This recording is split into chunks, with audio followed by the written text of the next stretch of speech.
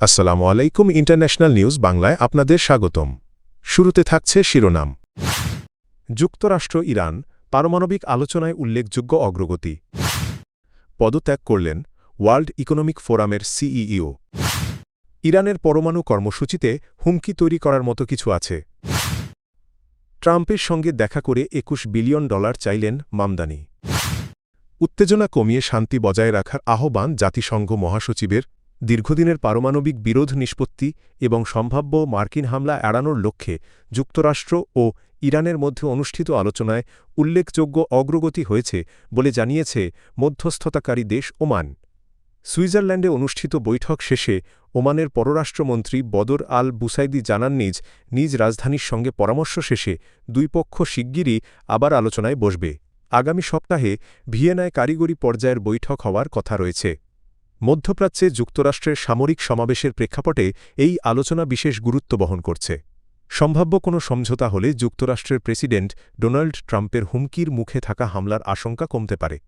জেনেভায় অনুষ্ঠিত পরোক্ষ বৈঠকে ইরানের পররাষ্ট্রমন্ত্রী আব্বাস আরাঘচি এবং যুক্তরাষ্ট্রের প্রতিনিধিরা অংশ নেন। দিনে দুটি অধিবেশন অনুষ্ঠিত হয়। ওমানের পররাষ্ট্রমন্ত্রী বলেন, যুক্তরাষ্ট্র ও ইরানের আলোচনায় গুরুত্বপূর্ণ অগ্রগতি হয়েছে। কুখ্যাত শিশু যৌন নিগ্রহকারী জেফ্রি অ্যাপস্টেইনের সঙ্গে সম্পর্কের অভিযোগে তদন্ত শুরু হওয়ার পর ওয়ার্ল্ড ইকোনমিক ফোরামের WEF প্রধান নির্বাহীর পদ থেকে সরে দাঁড়িয়েছেন বোর্জ ব্রেন্ডে। অ্যাডভার্টাইজমেন্ট মার্কিন বিচার বিভাগ জানায়, অ্যাপস্টেইনের সঙ্গে ব্রেন্ডের অন্তত ৩টি ব্যবসায়িক ডিনার এবং ইমেইল ও টেক্সট মেসেজের মাধ্যমে নিয়মিত যোগাযোগের প্রমাণ পাওয়া গেছে। গত ৮.৫ বছর ধরে সংস্থাটির নেতৃত্ব দেওয়া ব্রেন্ডে বৃহস্পতিবার ২৬শে ফেব্রুয়ারি এক বিবৃতিতে তার পদত্যাগের ঘোষণা দিয়ে বলেন, এটি সংস্থাটির কাজ নিরবচ্ছিন্নভাবে চালিয়ে যাওয়ার সঠিক সময়। যদিও তার আনুষ্ঠানিক বক্তব্যে সরাসরি অ্যাপস্টেইনের নাম উল্লেখ করা হয়নি, তবে অপ্রয়োজনীয় বিভ্রান্তি এড়াতেই তিনি এই সিদ্ধান্ত নিয়েছেন বলে জানিয়েছেন। বোর্জ ব্রেন্ডের পদত্যাগের পর ওয়ার্ল্ড ইকোনমিক ফোরামের কো-চেয়ার আন্দ্রে হফম্যান এবং ল্যারি ফিঙ্ক একটি যৌথ বিবৃতিতে জানিয়েছেন যে ব্রেন্ডে ও অ্যাপস্টেইনের সম্পর্ক নিয়ে একটি স্বতন্ত্র তদন্ত সম্পন্ন হয়েছে। বাইরে থেকে নিয়োগ দেওয়া আইনি পরামর্শকদের দ্বারা পরিচালিত এই তদন্তে নতুন কোনো উদ্বেগের বিষয় খুঁজে পাওয়া যায়নি। ইরানের পারমাণবিক কর্মসূচি আবারও আন্তর্জাতিক আলোচনার কেন্দ্রে উঠে এসেছে।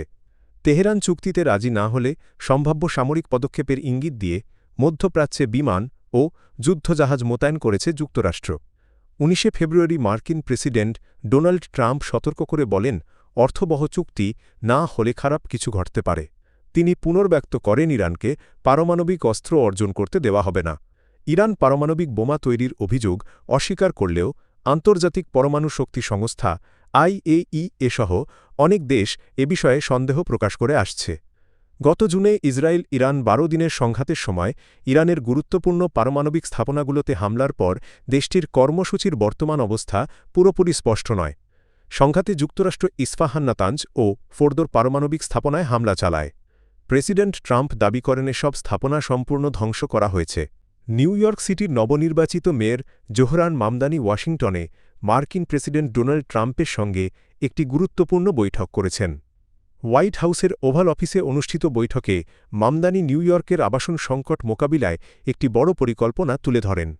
তিনি কুইন্সের সানিসাইড ইয়ার্ডে ১২,০০০ সাশ্রয়ী মূল্যের বাসা নির্মাণের প্রস্তাব দেন এবং এজন্য ফেডারেল সরকারের কাছে $২১ বিলিয়ন অনুদান চান। মামদানি বলেন, প্রকল্পটি বাস্তবায়িত হলে গত ৫০ বছরের মধ্যে এটি হবে নিউ ইয়র্ক সিটির সবচেয়ে বড় আবাসন ও অবকাঠামো বিনিয়োগ। এ প্রকল্পের মাধ্যমে প্রায় ৩০,০০০ ইউনিয়ন ভিত্তিক কর্মসংস্থান তৈরির পরিকল্পনাও রয়েছে। বৈঠকে মেয়র মামদানি একটি প্রতীকী সংবাদপত্রের শিরোনাম তুলে ধরেন, Trump to city, let's build. ১৯৭৫ সালের Ford to city, drop dead শিরোনামের ইতিবাচক প্রতিক্রিয়া হিসেবেই এটি উপস্থাপন করা হয়। আফগানিস্তান ও পাকিস্তানের মধ্যে বাড়তে থাকা সীমান্ত সংঘর্ষে গভীর উদ্বেগ প্রকাশ করেছেন জাতিসংঘ মহাসচিব অ্যান্তোনিও গুতেরেস। শুক্রবার এক বিবৃতিতে তিনি দুই দেশকে উত্তেজনা কমিয়ে শান্তি বজায় রাখার আহ্বান জানান। জাতিসংঘের মুখপাত্র স্টিফেন ডুজারিক জানান, সীমান্তে পাল্টাপাল্টি হামলার পরিস্থিতি নিবিড়ভাবে পর্যবেক্ষণ করছেন মহাসচিব এবং উভয় পক্ষকে আন্তর্জাতিক আইন মেনে চলার আহ্বান জানিয়েছেন। গুতেরেস বলেন, চলমান সংঘাতের মধ্যে বেসামরিক নাগরিকদের সুরক্ষা নিশ্চিত করা উভয় দেশের জন্য সর্বোচ্চ অগ্রাধিকার হওয়া উচিত।